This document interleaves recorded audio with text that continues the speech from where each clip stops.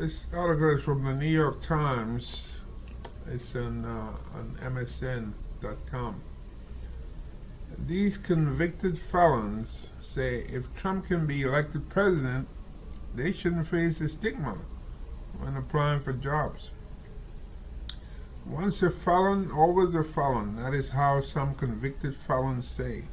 Society looks at them, no matter the crime.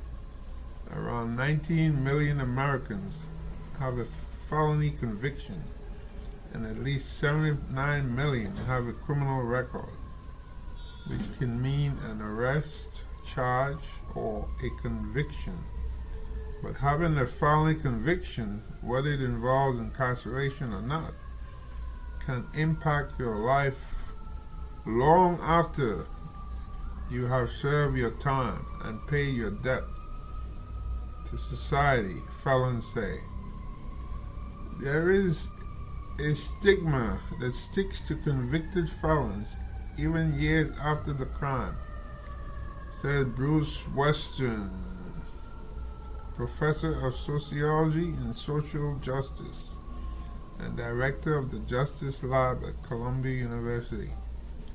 I think the core content of criminal stigma is that it arouses fears that someone could behave violently or dishonestly, he said. That's kind of what a criminal record is signaling to people. Many felons say their criminal records make it harder for them to find jobs. About 30% of people with criminal records are unemployed. But that stigma did not appear to harm former President Donald Trump in the 2024 election.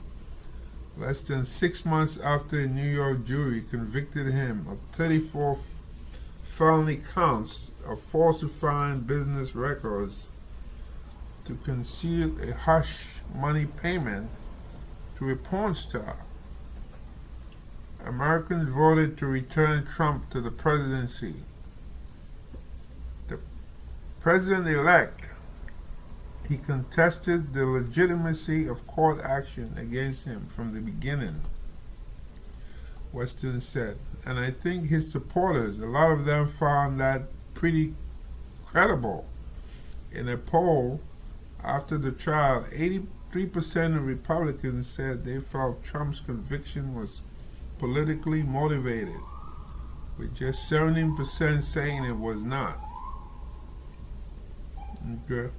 Trump's crimes are considered white-collar, which are usually nonviolent and often include fraud and corruption. According to the FBI, white-collar crime isn't thought of as threatening in the same way as street crime, and high-status white offenders are not as burdened by criminal stigma. Right? Weston said, it doesn't hurt that he is an older white man who is extremely wealthy. Restrictions on convicted felons vary from state to state.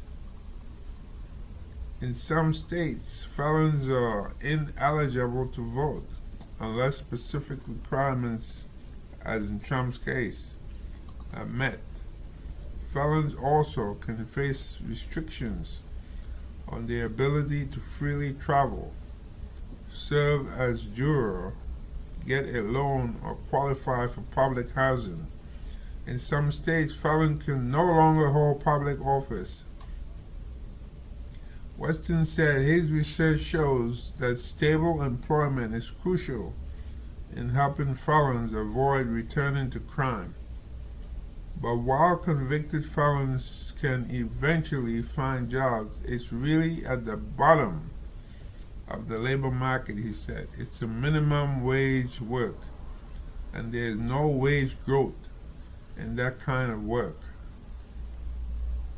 CNN spoke to 6 convicted felons and asked them about their struggles, their hopes, and how they feel about President-elect Donald Trump. Some expressed frustration at a perceived double standard that led many voters to apparently overlook Trump's criminal behavior, while others are hopeful that Trump's political resurrection may ease the stigma that they and other felons face. Well, let me just say that Trump's conviction and felonies, they're very different from these guys that we're going to go through here. You know, people, especially when there's violence involved, violence, drugs, those are the things people tend to worry about. You know, rape, those things. I mean, you know, if somebody committed rape and you're going to employ somebody, do you really want that person working? You know, whether they serve their time or not. You know, you don't really want that person working in your company. Yeah. Otherwise, the person may just go back and commit. I mean, what if they're working around some young woman and so forth? What's to stop them from committing another rape? So that's the problem. And then maybe the company could be sued and say, well, you know, this person records show they commit rape and you still hire them anyway, and then this person was raped. So here's Jeremiah Marable, 35, North Carolina. He's 35 years old. Jeremiah was 25 years old when he was convicted of drug possession and selling drugs. He accepted a plea deal that meant no jail time. No jail. Nearly 10 years after that felony conviction, Jeremiah is still dealing with the effects of being labeled a felon. My conviction was in 2015, and here I am still trying to apply to these jobs, and they still hold out against me, he said.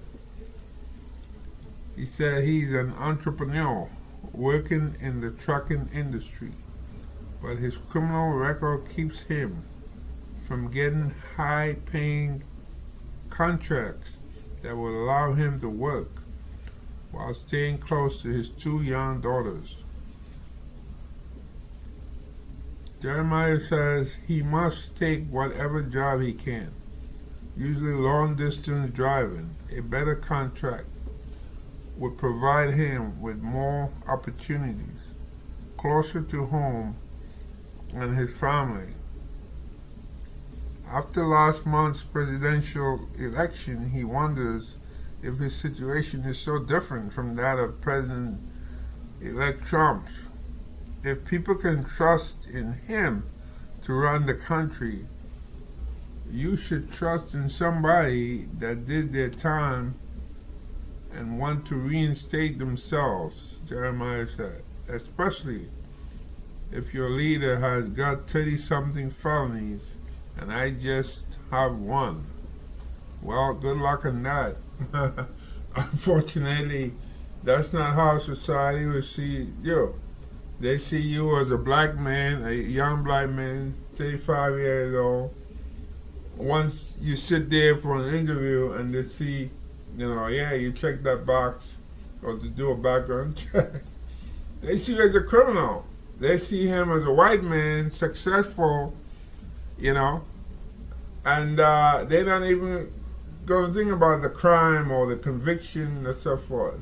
So he got a pass, and that's what happened with him. Yeah, that's what happened with him. If Barack Obama had one felony conviction, you think he would have been ever president of the United States? No. So here's Daniel Forrest, 34, Mississippi. Daniel was released in March 2021 after serving about 8 months for being convicted of accessory to armed robbery after the fact. Danielle says her job hunt has been difficult and that working as an independent contractor in administration and customer support is the only way she can be employed right now. Her conviction put a halt on my life, on my career, on my mental stability, she said. It's very disheartening. Very disheartening. Danielle says she's qualified for many jobs and has been offered some. But once the company does a background check, all of that goes out the window. It makes me feel worthless. Yeah. Worthless. And so she was an accessory to armed robbery. Armed robbery means there was a weapon involved. A lot of those jobs that I have been hired for are work from home. And I don't even come into contact with people face to face, she said.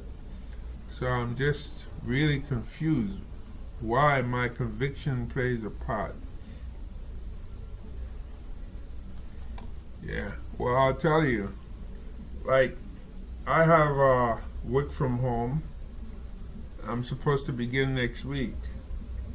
And I have to go through a number of patients' charts. Yeah, I'm not going to be face to face with people, but I have to go through patients' charts. Patients' chart has a lot of personal information. I'm not going to be seeing these people. I'm not going to be talking to them, but there's a lot of information in there that I will know about them. You see? So in order to get that job, I had to do a background check. They had to do a background check on me. Yeah, I'm not coming face to face with anybody, but for me to be privy to all this information about these people, they want to make sure that I don't have some kind of criminal conviction or something like that in the past. Or let's say committing fraud, or maybe stealing checks or something like that. It's a shame that people get themselves involved in these kind of stuff and then they realize later on that life is going to be very tough for them to find a decent job. So Danielle says the hardest thing about having a felony record is feeling like a productive member of society. She believes that it's altered people's perception of her forever. You're never looked at as a normal person ever again. Danielle hopes Trump will take actionable steps to destigmatize and even relabel how felons are seen to improve the barriers they face when searching for jobs. If he can be our president, then why can't there be some type of change for employment, for just... Yeah, but the difference here is that he believes that he didn't do anything wrong. That's the difference. These people are admitting that they committed a crime, whether armed robbery or they were in possession of drugs, they were dealing drugs. Yeah, they all admit that. They say, yeah, you know what? Yeah, I'm guilty of that. I did all that stuff. Trump doesn't admit anything. He claims, it's election interference. It's politically motivated. The hush money case, paying off this woman, all that's politically motivated. All of that is not real. Even though he paid off the woman and there's proof he did it, he's still not owning up to it. It never happened. You see, so he's not going to feel sympathy for these people because these people are saying, these people didn't say, yeah, I went to court, I was wrongfully convicted, I never was dealing drugs, I never possessed drugs in me, and it was a kangaroo court.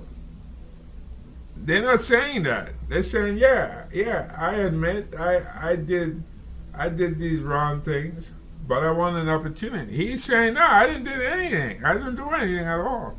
They after me. It's all political.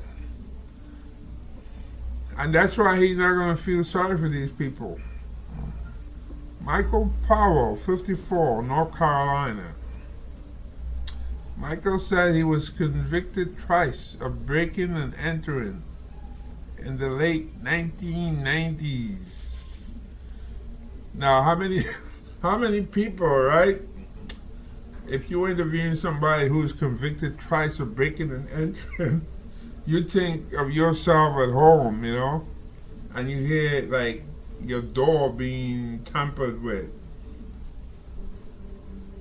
That means you feel fear, So why would you want to hire a guy like that? You tell yourself, I'm going to hire this guy. You know what it is to be sitting at home and you hear somebody trying to break in your home. And that's the perception you're going to hear right here with this guy. Serving less than a year for each charge. So you ain't got a felony now. He served less than a year. He also had convictions for theft and forgery. Right? So wow, that's even worse. In 2003, he came out of prison for what he said was the last time after being convicted of driving under the influence, a misdemeanor, among other offenses. Since 2009, he's been working at a local community college after getting his associate degree in electrical technology. Despite his academic achievements, he's also earned both a bachelor's degree and a master's in substance abuse counseling. Michael said he found it difficult to advance in his career. Based on his 15 years of experience, he applied for a higher paying job as an electrical engineer at another company. During the job interview, when he was asked if there was anything else he wanted them to know, Michael was forthcoming about his felony convictions. I saw the shoulders slump and the heads went down, he says. He did not get the job. Now 22 years sober, Michael recently wrote a book, Living in a Two-Faced Jungle, about his struggles with drug addiction. He hopes one day society will start to look differently at people trying to rebuild their lives after being convicted of crimes. Years ago, a felon was looked at as a second-class citizen, he said. Now he's about to be the President of the United States. Yeah, well, he's in a different category. He has to be a celebrity. You're not. Alicia Eppert, 28, Indiana. I notice all these states all these people here are from the red states, like Indiana, Mississippi, and so forth. Alicia says she served 7.5 years. Wow, that's a long time. How old is she? She's only 28 and she served 7.5 years. Damn. That's like 1/3 of her life. Yeah. Yeah. Or 1/4. Yeah, 1/4. 1/4 of her life. After pleading guilty to 2 drug charges. Following her September release, she was placed under house arrest in Indiana. She was employed at a car lot, but says she was let go because business was slow. Under the terms of her house arrest, whenever Alicia leaves home, she must have people around her sign documents verifying her whereabouts at the given time. Alicia must also present these documents to hiring managers when she interviews for jobs. There's definitely still a big stigma, she said. You can see it pass on their face when I ask them, hey, can you sign my paper stating that I was here?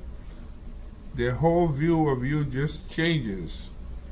They go from an excited, we just had this great conversation look to their face just falls a little bit. They don't want you to realize it, but you can see it. Alicia says that when she enters the final phase of her house arrest in a few months, she'll no longer need to share those documents when interviewing for a job. Still, she says she's frustrated by the lack of job opportunities for people like her, especially since Trump's recent election. I don't want to hear anything about my criminal history because here we are. I'm a felon. Trump's a felon, she says. It's crazy because a lot of the people that voted for Trump are probably a lot of the same people that at the end of my interview, if I pulled out this paper, I would see their face fall when they looked at me. She said, because I don't have a position of power and I don't have money in my pocket. Alicia hopes Trump's own convictions will lead him to pursue policies that help remove barriers for people who have been incarcerated. Yeah, keep on dreaming. That's not gonna happen. Because as far as he's concerned, he did nothing wrong. If he's able to get himself into this position of power with a background like that, he should do everything in his power to try and make sure that these restrictions that are being put on us are at least lessened, she said. I understand we messed up. See, but he will never say he messed up. She's saying, I understand we messed up. He wouldn't say that. He would say, I'm a victim. I'm a victim. They ought to get me. It's election interference. And we put ourselves in prison, but one mistake shouldn't cost somebody the rest of their life.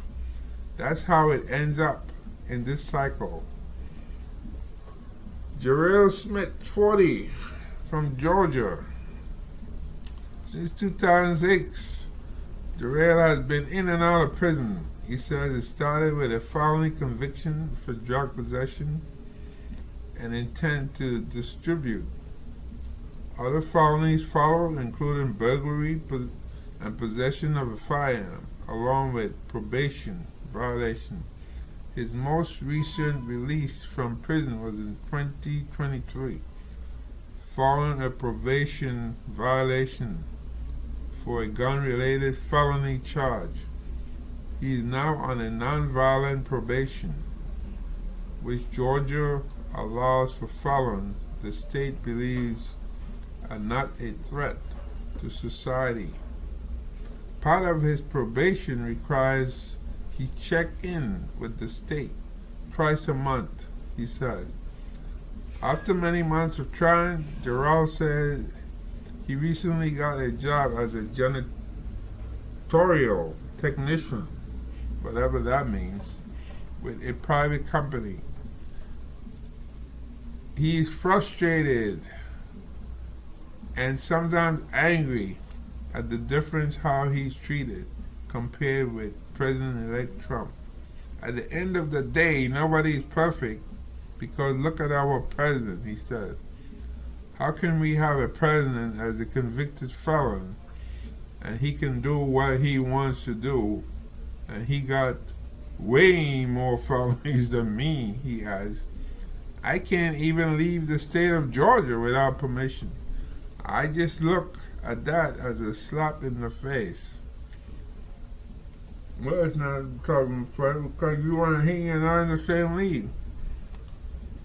Andre Clark, 49, of Kansas, right? After serving time for illegally possessing a firearm as a felon, Andre said he was released from prison in April and placed in a transitional housing between all his convictions for possession of a firearm and drugs. He says he served more than 20 years. Wow. More than 20 years behind bars. And how old is this guy? This guy is 49, and he served more than 20 years. This is crazy. Behind bars. That's a lot of time. Although he is currently employed at a distribution center, Andre says he had consistent trouble finding jobs after getting out of prison. Every time I get out, I have a challenge of trying to get a job. They don't want to give you a second chance when you can't find a job. It automatically turns your back into the criminal mindset. Job applications shouldn't ask about criminal history if society is trying to help felons get back on their feet, he says. Well, what if somebody's a rapist? The employer shouldn't know. Andre said he voted for Trump in the 2024 election. Wow, this guy actually voted for Trump. I guess Kansas is a state where you can have felonies and still vote. Look at that. Not every state is like that. Most states, no. You have criminal convictions, you can't vote. So he voted for Trump in the 2024 election and thinks Trump's criminal history gives him a perspective that not many politicians have. He's been through a lot of struggles that a lot of politicians have never seen, he said. A lot of lawmakers ain't never been on the wrong side of law, so they don't understand the laws they're making and how they affect people. Well, good luck on that, because Trump doesn't see himself as a convicted felon, but as somebody who is a victim, who been picked on, like a child who's been bullied in school. So good luck and keep on dreaming, because he's not gonna help you.